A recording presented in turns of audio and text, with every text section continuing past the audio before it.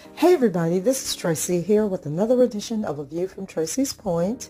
And I know it has been a while for those who have been following my coverage of the R. Kelly case. And for those of you who are new to my channel, basically what is happening is for the past 4 years or so, we have covered extensively the case against R&B singer Robert Sylvester Kelly. His stage name is R. Kelly. And he was convicted in the Eastern District of New York as well as the Northern District of Illinois on various charges. And last month we heard the appeal. His attorney, Jennifer Bonjean, actually went before the Court of Appeal to argue her case, and there was a lot of confusion from people who didn't really understand what the oral arguments are about. And so I decided that before the Eastern District of New York appeal arguments come up on next week, and I believe it's Monday, that I would kind of go back to what the appeal was really about and kind of explain the process. So when they go before the courts to do their oral arguments, they're only given like 10 to 15 minutes, and basically they've already submitted hundreds of pages of documents to the appeals court outlining their argument, their concerns, their issues with the proceedings, the actual court proceedings, and the verdict that was rendering. And they're trying to get the case either thrown out or the conviction thrown out to get a new trial or some remedy to help their client. And if you haven't been following this, R. Kelly was actually sentenced to 30 years in prison in the Eastern District of New York case, and he received, I think it was a little over $300,000 in financial restitution that went to his alleged victims in that case. So I'm not going to delve into all of that. We're just going to get into what is going to transpire. So Jennifer Bonjean has filed these hundreds of pages of documents to the appeals court. The appeals court has already reviewed these documents, and they've decided that there's enough merit to what she's saying that they are going to take this case up. So then they have the oral arguments where they may have one or two questions, and they'll ask the attorneys, which would be Jennifer Bonjean for Mr. Kelly, and then the prosecutors from the Eastern District of New York, they'll have a representative there, and then they get about 10 minutes to answer whatever these questions are that the justices have. So what I am going to do here is I'm going to break up my initial videos. It was 4 videos that probably totaled about 6 hours, okay, of reading all of these documents. And so I'm going to break these down into smaller videos, and and then you can get a better idea. Instead of trying to sit through all that long content, you can just come back and say, oh, this is what she argued about Azriel, this is what she argued about the herpes charges that came against him. And so it'll just make it a lot easier for you guys to follow along, and then to know that this is actually what the justices are going to review, not what is going to take place in that 10 to 15 minute hearing when they do the oral arguments, because they really aren't oral arguments. They're just answering questions that the judge has. So we're going to start in this first video. We're going to go over what was referred to as a statement of jurisdiction, which is Jennifer Bonjean explaining why this particular court has jurisdiction over this case. She's going to talk about the issues presented for review, the items that she says is what bogged down the case, and why Mr. Kelly shouldn't have been found guilty because it was inappropriate, or the Eastern District of New York overstepped, whatever she's saying that they did wrong. And then the statement of the case is where she's just going to lay out what the case was about, the summary of argument, and then that's just leading into what she's going to argue, the points she's going to make. And so that's all we're going to cover in this video, and then we'll have a few more videos where we break down this portion of it.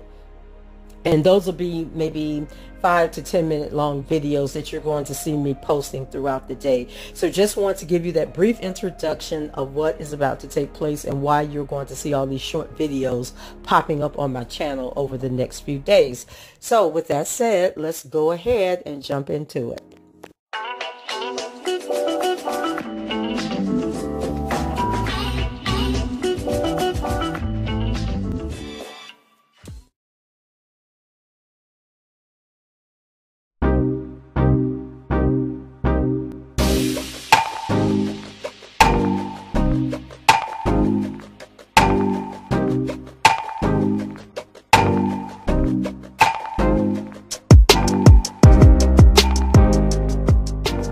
starts with a statement of jurisdiction.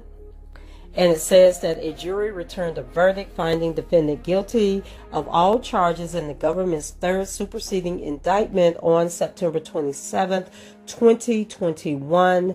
Defendant was, well, let's stop there because he wasn't found guilty on all charges. They found him not guilty, I thought, when it came to the Sonia chick, who was the intern at a radio station, who claimed that she met him, I believe, at the mall or something. He was getting on the tour bus, and somehow she made it from Utah, Salt Lake City, Utah, all the way to Chicago, child. I don't think he paid for nail ticket. But she made her way to Chicago and claimed that she was locked in a room in his studio, and some stuff took place, but the jury did not buy it. They said, no, girl, get on out of here with that, because that is not. And I thought it was interesting because her charge was more along the assault angle of everything, and she was the only one who said that they were assaulted. Everybody else, it was, like the Mann Act and what else, but she was actually trying to go with the R word, and the jury was not having that. They did not believe her. It says defendant was sentenced to a term of 30 years imprisonment on June 29th, 2022, and judgment was entered on, one day later, June 30th, 2022. Sorry about that. A timely notice of appeal was filed on July 22nd, 2022, after a subsequent restitution hearing held on September 28th, 2022. The district court entered a restitution order on November 8th, 2022. Defendant filed an amended notice of appeal on November 22nd, 2022. An amended judgment was entered on December 7th, 2022. On September 9th, 2022, the district court judge entered an order directing the Bureau of Prisons to turn over monies it seized from defendants' inmate trust account to the clerk of the court. Defendant filed a notice of appeal from that order on September 9th, 2022. The United States Court of Appeals for the Second Circuit has jurisdiction over these matters pursuant to 28 United States Code Section 1291. So then she moves on to issues presented for review. 1. Whether the government failed to prove defendant guilty of racketeering where the record is devoid of evidence of an enterprise comprised of members who shared a common illegal or fraudulent purpose, and where the defendant and the alleged enterprise were indistinct. 2. Whether the government failed to prove defendant guilty of violating the Mann Act as to, he was Jane, that was Azriel. 3. Whether the government failed to prove defendant guilty of violating the Mann Act as to Faith. And 4. Whether New York Public Health Law Section 2307 is unconstitutionally vague, such that defendant's Mann Act convictions predicated on that law must be vacated. 5. Whether defendant's Mann Act convictions predicated on a violation of California Health and Safety Code Section 12290 must be vacated because the government charged defendant with a repealed version of the statute that was unconstitutionally vague. 6. Whether the government failed to prove defendant guilty of forced labor of Geronda and Faith based on an isolated sex act that did not constitute labor of service and that neither victim alleged was forced. Okay, now 7. Whether defendant was denied a fair and impartial jury where 4 of the seated jurors admitted that they prejudged the defendant's guilt and trial counsel provided ineffective assistance of counsel when he failed to move to disqualify the patently unqualified jurors or otherwise conduct a meaningful voir dire of prospective jurors. 8. Whether defendant was denied a fair trial where the government swamped the jury with excessive other bad act evidence, including testimony from 7 additional witnesses who detailed defendant's unusual and graphic sexual activities, his history of transmitting herpes to his sex partners, his abusive behavior towards his girlfriends, and both audio and video recordings of this conduct with women and men, some of whom never testified. Now, I'm glad she brought that out, because I just thought it was so crazy. Because I think the one video was it with Dominique. Dominique was in the video, and then it was something with Lisa Van Allen. And I'm like, wait a minute, they're not even here to testify to give context to what these videos are really about or what was really happening. So why were they even allowed to be a part of the trial? So 9, whether the district court's restitution award for Jane and Stephanie's herpes treatment was unsupported by the government's evidence. Right, because did they bring in some doctor's notes? Did they bring in some prescriptions for the date that they were diagnosed with herpes up until, through the years? How are you just going to give people money for something that they didn't even prove that they actually had? And then, even if they do have it, how do you know he was the one that gave it to them? Because for all we know, Stephanie, that was back from 1999. And so if she was diagnosed, maybe she was diagnosed in 2000 and something.